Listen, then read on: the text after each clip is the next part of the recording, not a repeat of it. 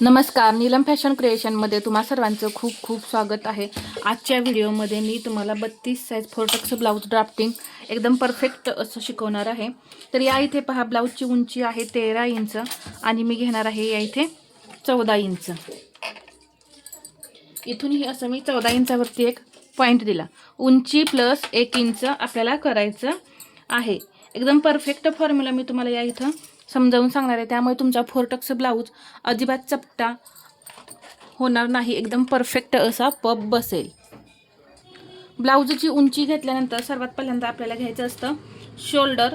तर 32 साईजमध्ये आपण शोल्डर घेणार आहे 5 इंच। सर्वसाधारणपणे आपण 5 इंच शोल्डर घेतो पहा 32 साईजमध्ये, आणि इथून सुद्धा असंच मी 5 इंचावरती एक पॉइंट देणार आहे। इथं जेवढं अंतर आहे तेवढंच इथं घ्यायचं आहे आणि एक लाईन आपण इथे ओढून घेऊ। ही आता लाईन असणार आहे, याला म्हणायचं आहे मुंडेची उंची। तर मुंडा उंची किती घ्यायची 32 साईजमध्ये? तर आपण इथं मुंड्याची उंची 5.25 ते 5.5 इंच इथं मुंड्याची उंची जी आहे ती घ्यायची आहे। आता मी इथं 5.25 इंच घेतलेली आहे। तर पहा या पद्धतीने, आणि इथे एक लाईन ओढून घेतली। तर ही 5.25 इंच कशी फिक्स ठेवायची हे सुद्धा मी तुम्हाला याच व्हिडिओमध्ये सांगेल। आता 32चा चौथा भाग किती येतो? 8 इंच। तर 8 इंचावरती एक पॉइंट देऊन घ्यायचा आणि याच्या पुढे हे 1.5 इंच मार्जिन। पहा या पद्धतीने इथे कमरेचा चौथा भाग करायचा आहे। 26 इंच कंबर आहे, त्याचा चौथा भाग होतो 6.5 आणि त्यामध्ये 1 इंच टक्ससाठी झाले 7.5 इंच, आणि हे पुढे 1.5 इंच मार्जिन। एकदम सोपी पद्धत आहे फोरटक्स ब्लाऊजची।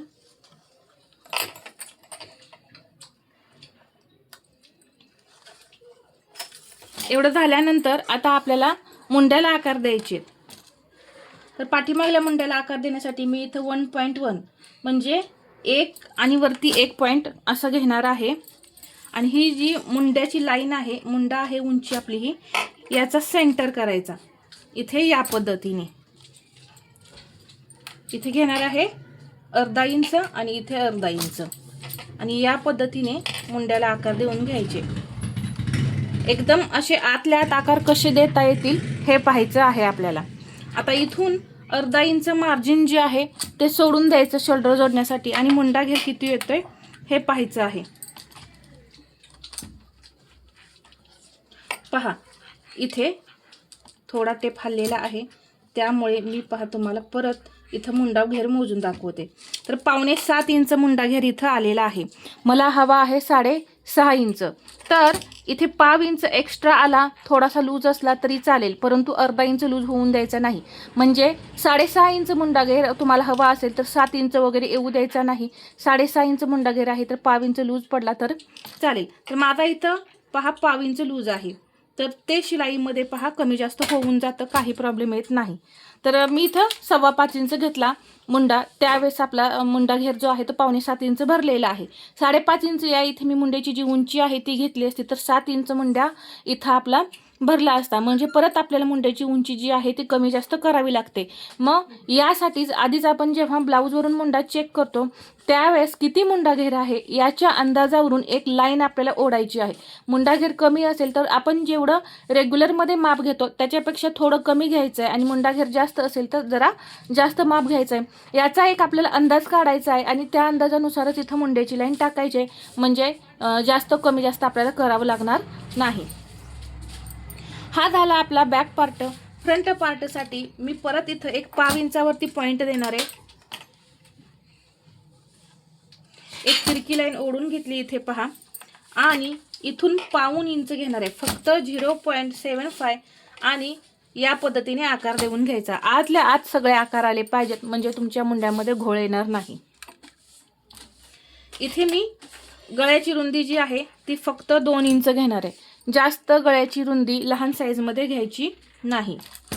5.5 इंच पुढचा गळा आहे, तर 6 इंचावरती मी पॉइंट दिला। इथून घेतलं 2.5 इंच, इथे एक बॉक्स असा मी तयार करून घेतला पहा या पद्धतीने। बॉक्स तयार केल्यानंतर इथे एक 1/2 इंच आपल्याला असं बाहेर यायचंय। शोल्डर उतरतात म्हणून आपल्याला गळ्याकडे एक 1/2 इंचावरती डाऊन करायचं आहे शोल्डर। सर्वात पहिल्यांदा आपण क्रॉसपट्टी घेऊ.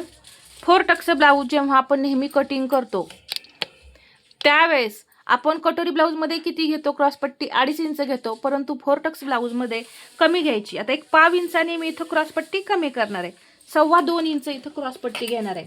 आणि ही क्रॉसपट्टी परत आपल्याला कपड्यावरती वाढवायची आहे. तर ती कशी हे मी तुम्हाला या व्हिडिओमध्ये अगदी परफेक्ट असं समजावून सांगेन.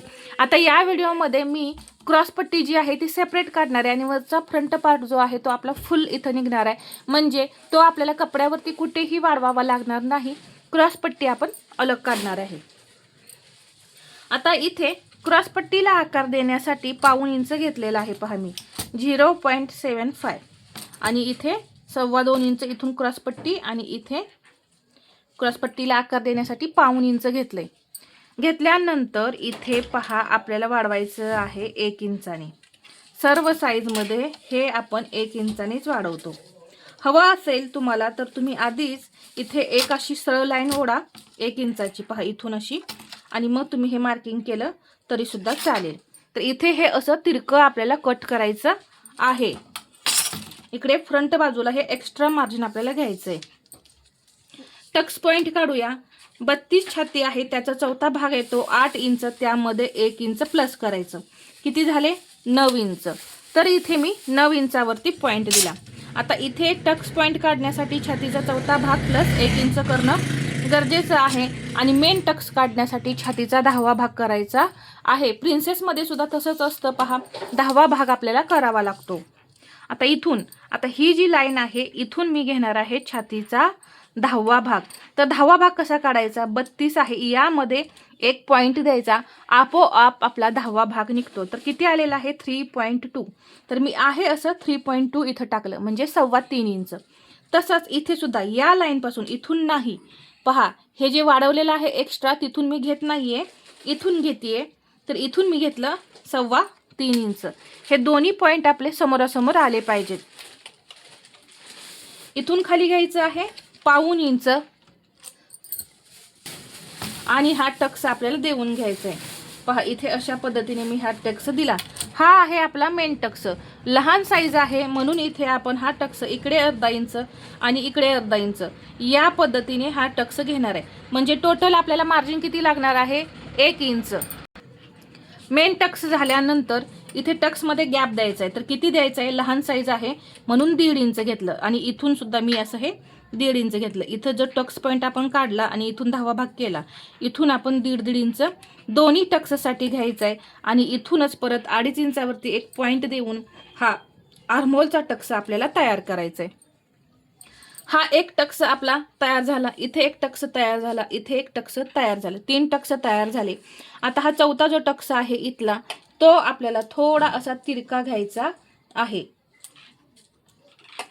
पहा इथून मी असा तिरका घेतला. या पद्धतीने हा टक्स आपल्याला घ्यायचा आहे, तिरकाच टक्स घ्यायचा आहे. आता पहा इथे हा टक्स आपण 1 इंच टोटल घेतलाय. तर इथे आपण 1 इंच वाढवलेला आहे, परंतु आपलं इथं 1/2 इंच किंवा तुमचं 1/2 इंच जात असेल, कोणाकोणाचं 1/2 इंच जातं, म्हणून इथं पहा 1/2 इंच जे आहे ते आपलं हुकाय पट्टीमध्ये जाणार आहे. तर किती राहिले शिल्लक 1/2 इंच. म्हणजे या बाजूचे 1/2 इंच आपण इकडे एक्स्ट्रा घेतले आणि या बाजूचे 1/2 इंच आपल्याला या साईडला घ्यायचं आहे, या साईडला. तर फिटिंगच्या बाजूला इथं मी 1/2 इंच हे एक्स्ट्रा घेतलं. आता हा जो टक्स आहे इथला तो आपल्याला स्टिच करायचा आहे 1/2 इंच. म्हणजे 1/2 इंच दोन्हीकडून किती झाला 1/2 इंच झाला. तर इथे सुद्धा आपल्याला 1/2 इंच वाढवायचं आहे आणि 1/2 इंच वाढवल्यानंतर हे मी असं जोडून घेतलं. 32 साईज, 30 साईज, 34 साईजमध्ये आपल्याला हे जास्त वाढवावं लागत नाही. जसजशी हेवी साईज होत जाईल तसतसा हा टक्स मोठा होत जातो आणि आपल्याला ते अंतर वाढवावं लागतं. एवढं तयार झाल्यानंतर आपल्याला एक्स्ट्रा मार्जिन घ्यायचं आहे फ्रंट पार्टमध्ये. इकडे या साईडला एक्स्ट्रा मार्जिन घेतलं, या साईडला एक्स्ट्रा मार्जिन घेतलं, परंतु आपल्याला अजून उंचीमध्ये एक्स्ट्रा मार्जिन घ्यायचं आहे. तर लहान साईज आहे म्हणून इथं 1/2 इंच घ्यायचं आणि 36 साईजच्या पुढे 1 इंच, 38मध्ये 1/2 इंच, 40मध्ये 1/2 इंच, 42मध्ये 1/2 इंच, पुढे आपण 1/2 इंचच मार्जिन घेणार आहे. तर इथे सुद्धा त्याच पद्धतीने 1/2 इंच घ्यायचं आहे आणि इथेही घ्यायचं आहे 1/2 इंच. तर जर तुम्हाला अंदाजे जमत नसेल तर या पद्धतीने टेप ठेवून पहा 1/2 इंच बरोबर माझं आलेलं आहे. आणि हे या पद्धतीने जोडून घ्यायचं. आणि हा पार्ट पूर्ण आपल्याला कटिंग करून घ्यायचा आहे पहा. म्हणजे हा पार्ट आता मी सर्व बाजूनी वाढवलेला आहे. तुम्हाला आता हा जो पार्ट आहे वरचा तो ब्लाऊजवरती वाढवावा लागणार नाही. आता आपण क्रॉस पट्टी काढूया. सर्वात पहिल्यांदा ही क्रॉस पट्टीची जी रुंदी आहे, लांबी आहे किती 9.25 इंच. तर इथून मी 9.25 इंच घेणार आहे पहा. 9.25 इंचावरती एक पॉइंट दिला, एक लाईन ओढून घेते आणि आपण इथं 2.25 इंच क्रॉसपट्टी घेतलेली होती, तुम्ही पाहिलेलंच आहे. तर ते आपण आता यामध्ये अर्धा इंच मार्जिन प्लस करायचं. 2.25 प्लस अर्धा किती झाले 2.25 इंच. तर 2.25 इंच या साईडला, 2.25 इंच या साईडला घेऊन इथे एक लाईन ओढून घ्यायची पहा. आणि जसे आपण आकार देतो त्या पद्धतीने इथे 1/2 इंच घेतलं मी क्रॉसपट्टीला आकार देण्यासाठी आणि या पद्धतीने आकार दिला. तर इथं आपली क्रॉसपट्टी सुद्धा तयार झाली. म्हणजे या पद्धतीने तुम्ही सेपरेट क्रॉसपट्टी एका पेपरवर जरी काढली तरी सुद्धा तुम्हाला ती क्रॉसपट्टी ब्लाऊज पीसवरती वाढवावी लागणार नाही. तर अशा पद्धतीने मी परफेक्ट असं 4 टक्स ब्लाऊजचं ड्राफ्टिंग जे आहे ते अतिशय सावकाश आणि एकदम सर्वांना समजेल असं सांगितलेलं आहे. तर आजचा हा व्हिडिओ तुम्हाला कसा वाटला हे मला कमेंटमध्ये सांगा. आणि व्हिडिओ आवडला असेल तर लाईक करा, शेअर करा आणि असेच नवनवीन व्हिडिओ पाहण्यासाठी आपल्या चॅनलला सबस्क्राईब करायला विसरू नका. धन्यवाद.